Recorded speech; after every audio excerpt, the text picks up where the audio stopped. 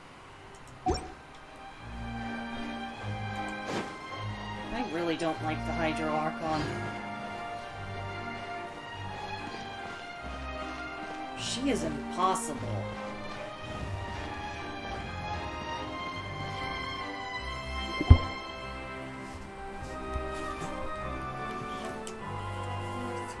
Hey, what are you doing? Quick, stop him! Huh? What's going on? Traveler! Hey! Traveler! What do you want? Marcel! What are you doing over here? Stop resisting arrest! Cease, or we'll add another charge to the list. No, wait! I just want to ask the Traveler something. I'm not looking to run away. Please, just let me ask this one small thing. Go on. Thank you. I was being led away when I finally realized something. Where did you first hear the name Vache? I erased all records of that name. So, unless... Are you still trying to prove your innocence? Give it up. You've already been convicted. Really? You did? You're sure? You met her? But how could that be? How did you manage to do it? The Fountain of Lucine? Then she's been so close to me all along. And I just never... Please give me a chance to talk to her again. Just let the Traveler take me to the fountain to see her one last time. This is the last request I'll ever make in my life. You can do whatever you want to me afterwards. I don't care. What? Give an inch and you want to take a mile? Do you think serial killers get to make requests like that? Paimon agrees. Why should we give him what he wants when he's only done a ton of super terrible things? This request, is it worth as much to you as your life? Of course! Wait, no. It's worth even more than my life.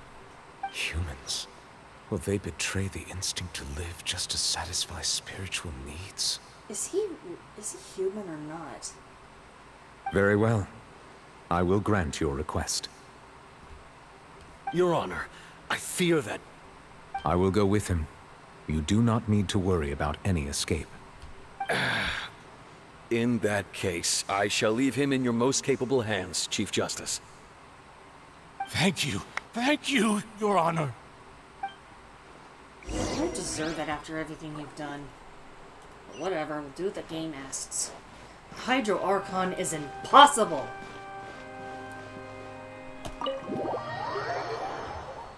I'm sorry, but I don't like her. She's the first Archon that I developed a disliking towards. The other four, I like them. I love them. But this one, she's given me every reason to freaking not like her.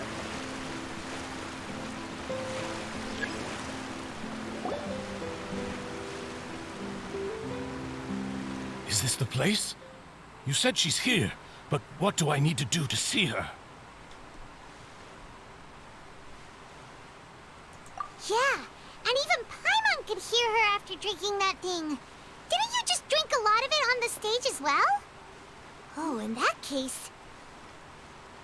Vache! Ah! Yes, that's it! So you heard it too! Vinier, it's me! It's me, Vache! Vache? Vache! I'm here! Where are you, Vinier? I'm coming for you. I'm finally here for you. Hey, wait! Be careful! Hey, wait!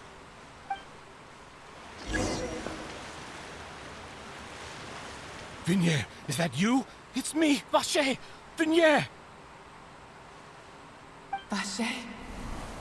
Why did you come? Didn't I say? You don't need to look for me. You look a lot older than I remember. How long has it been? It's been more than 20 years. I've suffered for over 20 years since the day you left. All this time, Only the thought of bringing you back has kept me alive. Nothing else mattered to me. I must be dreaming. Who would have thought I'd get the chance to tell you all of my feelings like this? Vignier, you are my everything. I really don't know how I could live without you. But Vache, if you ask me, this world would be better off without you. What are you saying? If not for you, I would have finished my law degree and probably become a top-tier attorney one day.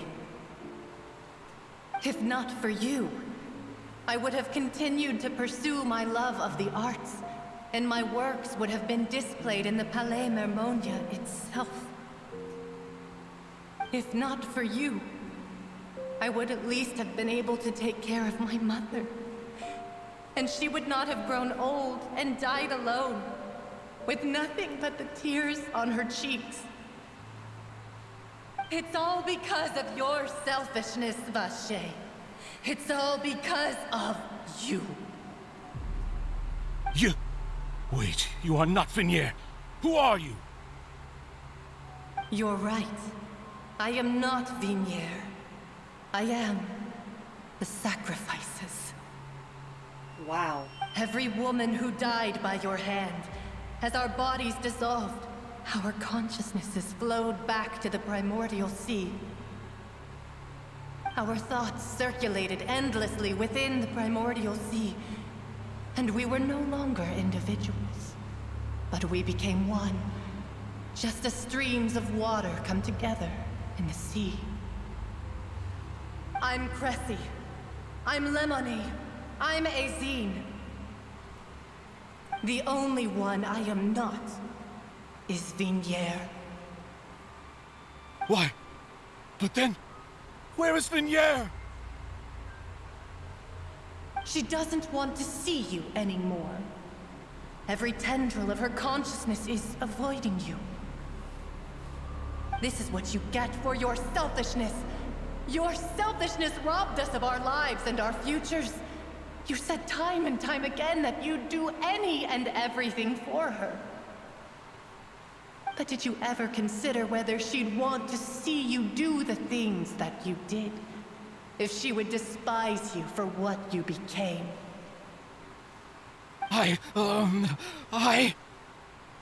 No, you never did. You are a liar, a heartless murderer, and a cowardly narcissist. The only thing you are not is Vignier's beloved. From the moment your first victim died and her consciousness merged with Vignier's, she has had nothing but pure hatred for you.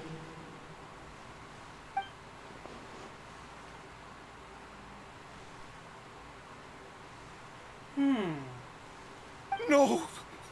Vignier! She can't hate me. Let me see her, please. Have mercy. You still don't understand. When I said don't look for me, that came from the real Vignier. She really doesn't want to see you anymore.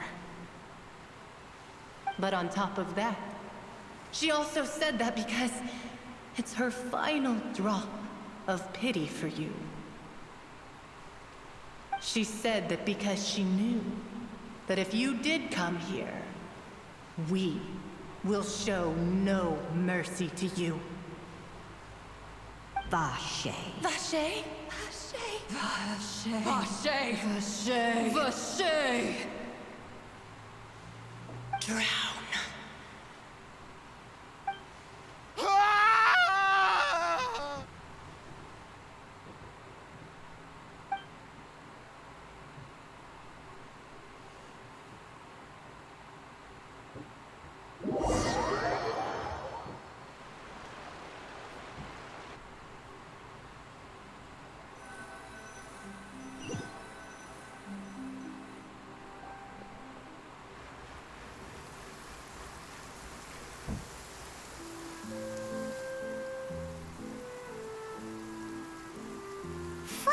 we have some time to do shopping.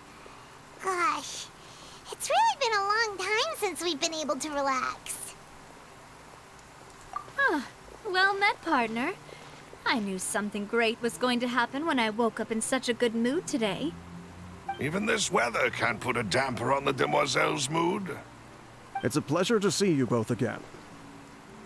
Oh, hey, Navia!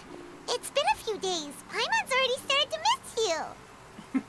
Oh, now that I believe. I'm easy to work with and always bring home the bacon. Who wouldn't treasure having a partner like me?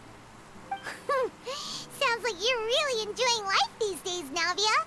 What have you been busy with since the trial? It's just been one thing after the other. I've been making non-stop trips between Poisson and the court since then. Everyone from Spina di Rosula organized a memorial for my father. We never held a memorial when he first died, since everyone knew that even if we held one back then, no one was going to come. This time, though, everyone in Poisson, and even many people from the court, all attended. So his name's definitely been cleared now. That's what we like to hear. It's been the dearest wish of Demoiselle all along. That blasted stubborn fool. I was right to put my faith in him. I'm so glad I didn't give up on the case all those years ago. Oh, by the way, I ran into Charlotte just after I left the memorial service. Well, maybe it'd be more accurate to say I knew she would be there, and there was no way she'd just let me go. Huh?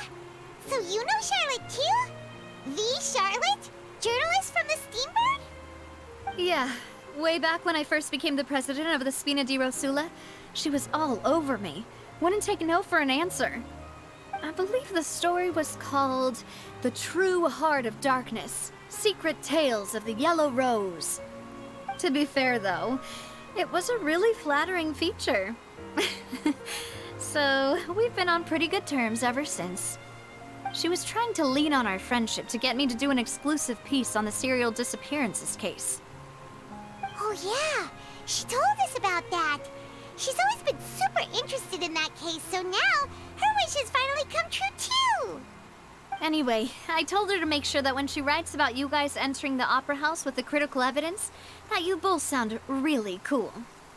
Now that's another thing to look forward to. We trust Charlotte's skills with a pen for sure. Oh, and in other news, I also took Clarand out for a meal. Oh, are you two on better terms now? While you were investigating Vaché's headquarters, Clarand gave testimony on my father's behalf. It was thanks to her that we were able to turn the tide. I wanted to thank her. I mean, there's also no point in being awkward all the time, so we took the chance to reconcile with each other. Oh, that's great. Paimon also thought Clarand wasn't actually a bad person. It's always good to have more friends. Anyway, now that the case has finally been solved, perhaps it will slowly begin to fade from the public consciousness. Oh, actually, there's still one last thing I need to do. What is it? I should pay a visit to my father's grave and tell him the truth of what happened, as well as how it all ended. And on top of that, just how much people still look up to him to this day.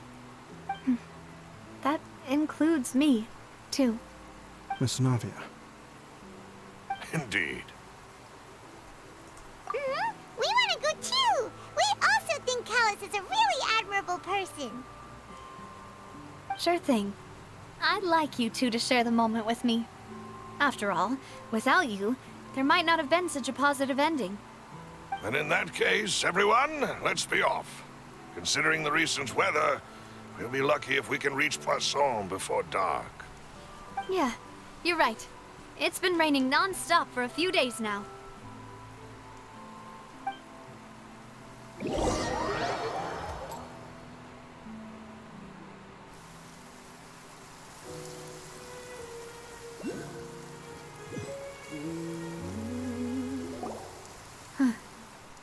This is where my father's grave is. To be perfectly honest, Even I haven't been back here for a long time. Huh? There's someone there already. Wait. That figure. It can't be. Hmm? Isn't that Nervalette? Oh. Why would the Chief Justice be here? Huh? Navia?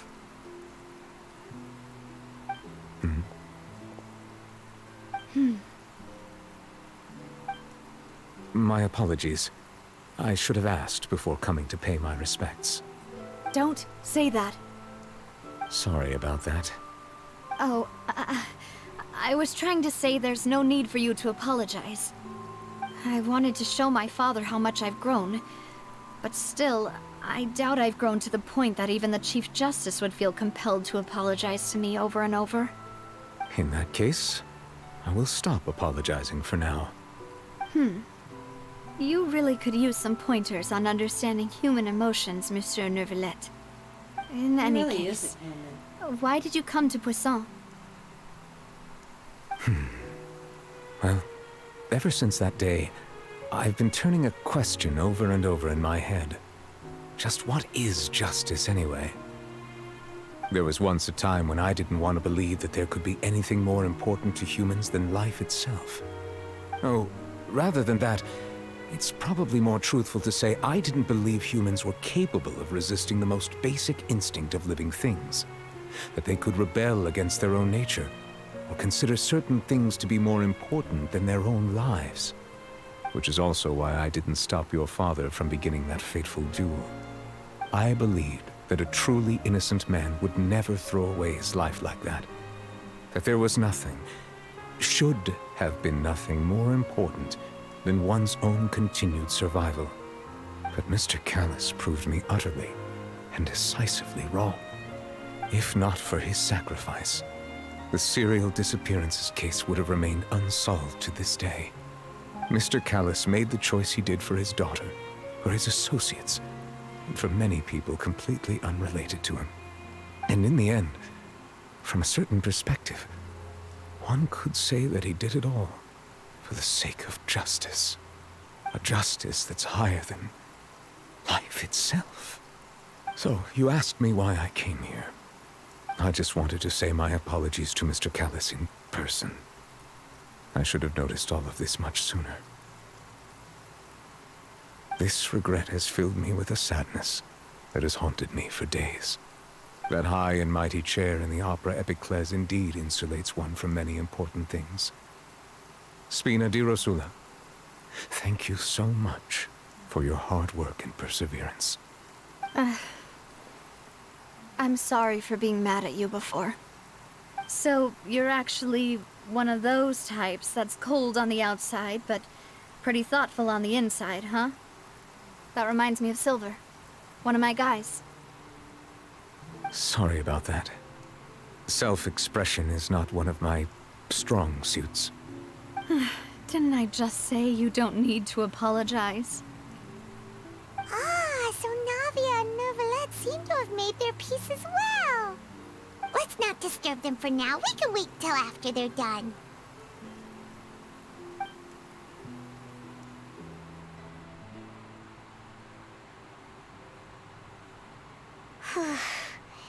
Paimon's never paid respects at someone's grave before.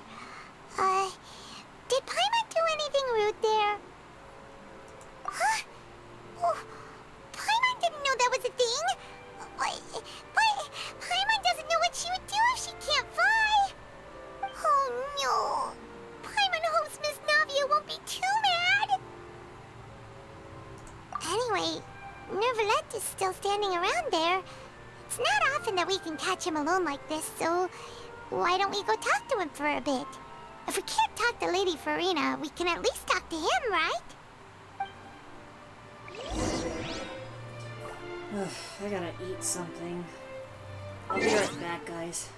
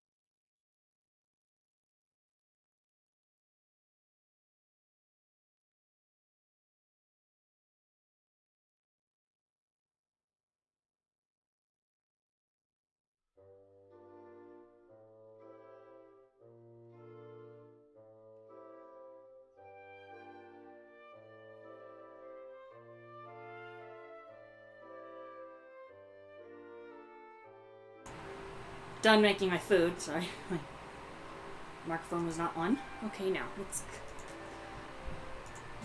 finish this. Because I do want to explore this nation a little bit more. He's seriously like this nation's version of Zhongli, I swear. Oh, it's you two. Did Miss Navia invite you to come pay your respects to her father? Mm-hmm. We ran into Navi on the streets today, so we just followed her here. I see, I see. Then is there something that I can help you with? Well, it's pretty hard to run into you like this since you're usually super busy. So we figured we could try to ask you a few questions, if that's okay. Please feel free. Though outsiders, you helped us solve one of the greatest mysteries in Fontaine, and it would be my pleasure to return the favor. What is he? Your sibling, another blonde-haired traveler. I'm sorry, but I've never seen anyone who matches that description. If she ever stepped foot in Fontaine, I'm sure she followed our laws to the letter, and had no reason to appear on the stage of the opera Epiclese. Is there anything else you'd like to ask me about?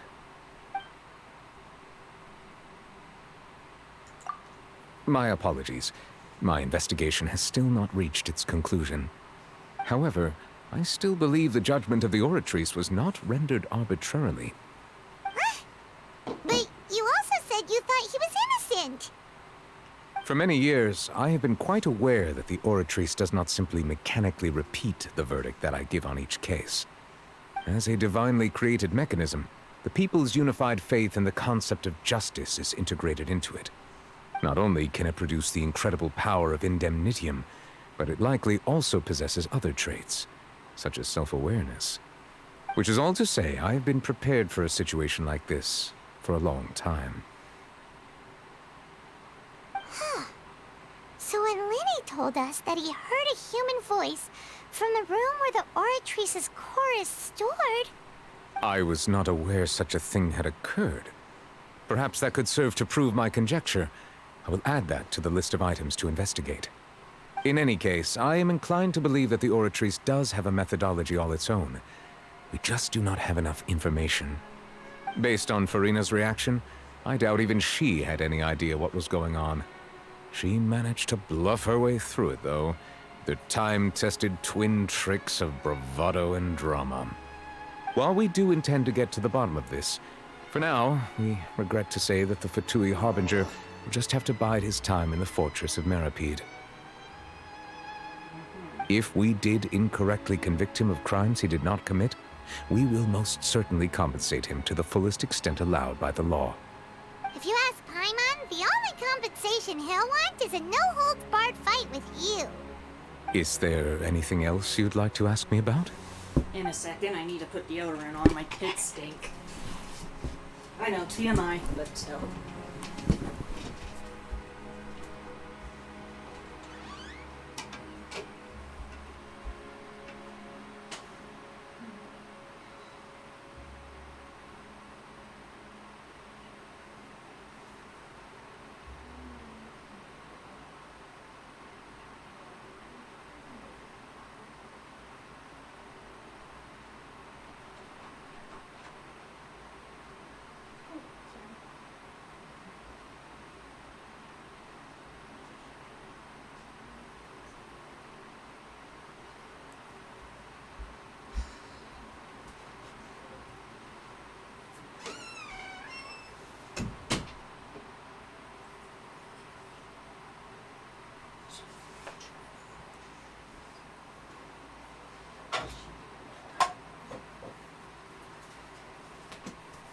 Alright, there we go.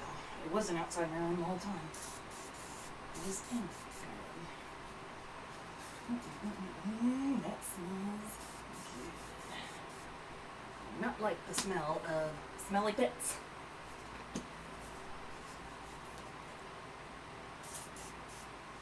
I know.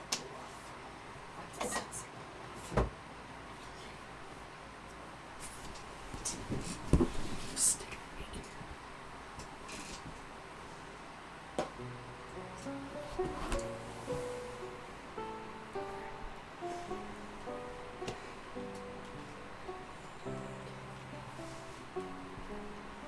Okay, now we can do this. That the sea levels will rise and everyone will be dissolved in water, leaving Farina crying alone on her throne, but the sins of the people will be finally washed away for good. Does that appropriately summarize the version you've heard? That's right! It was Linny that told us back then. And that about covers all the main points. Yes, up to the present, I think we reached a point where we have no choice but to confront this prophecy directly. Rumors have it that this prophecy is rooted in the last words the former Hydro Archon left to the world before she passed away. A prophecy? Of the former Hydro Archon? Wow. This is the first time that we've ever heard of it. 2 parts of the prophecy have already proven correct. The rising sea levels, and the ability of the people of Fontaine to be dissolved. We should be more vigilant, and stay on the watch for further signs. Speaking of the prophecy, Farina has also always taken it quite seriously. Indeed, she has been collecting information and intelligence from across Tevat for this purpose. If the rumors were true, then perhaps this prophecy is the conundrum left to Farina by her predecessor. But with Farina being the way she is, can we really trust her to solve it? Is there anything else you'd like to ask me about? So, at court, the bad guys referred to that special water as water from the primordial sea, but what is it really? Truthfully, that name is already quite accurate. I can only surmise that Vache and his ilk only learned of its nature and existence after extensive research.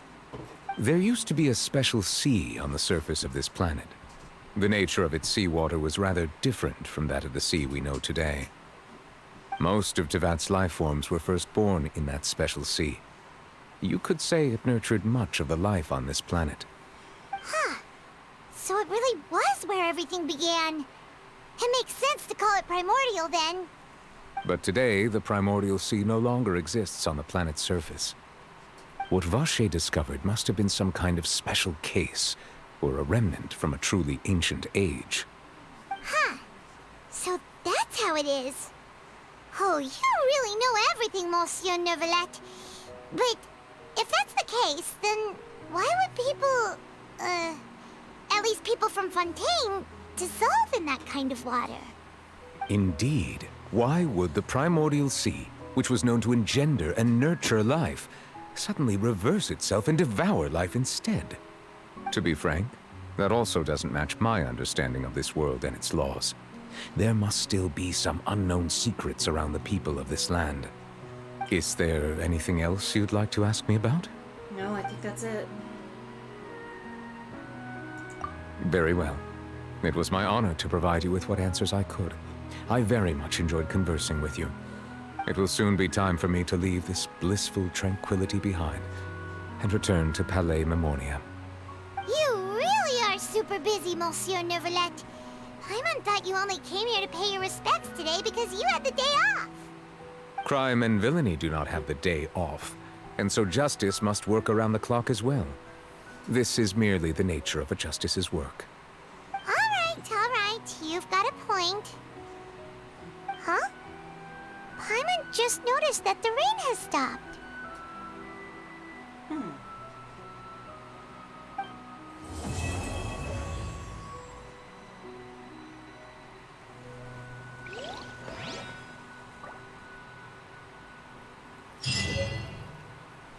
Okay.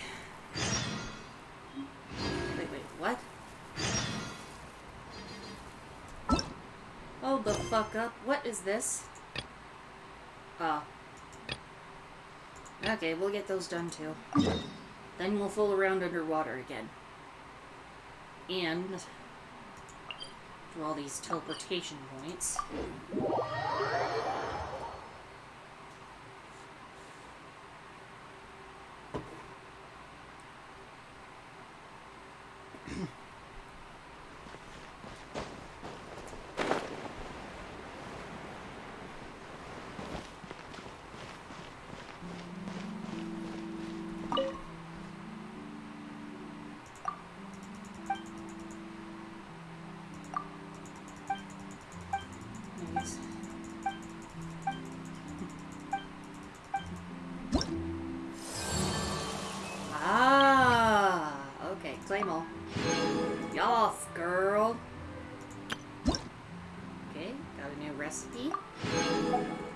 I want to earn these wings. Like, holy shit.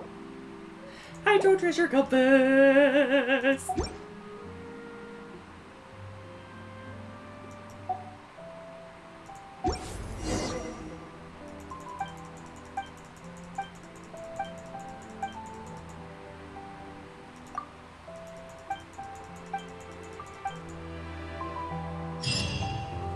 Okay. Now.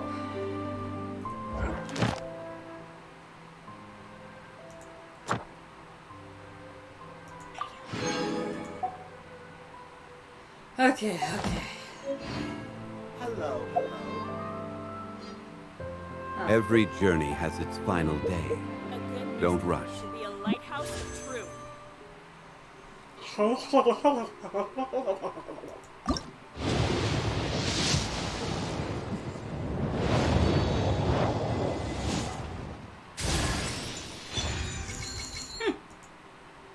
I can refine the one I got.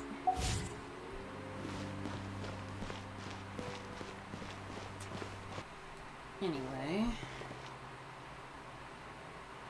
What's next?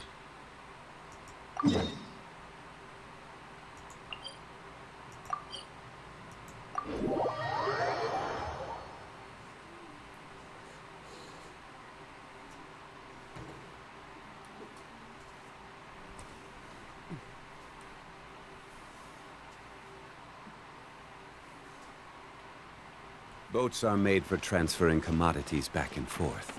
And those...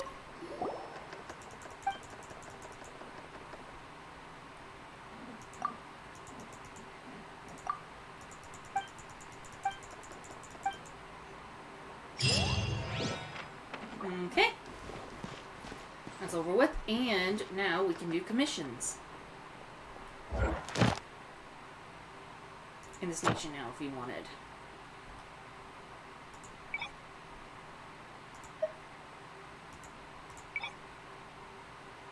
Yeah, I'll just do Fontaine. And if I'm bored, I'll do random again.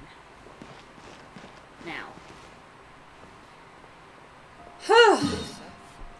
Jeez, this was a freaking tiring quest. Fuck me.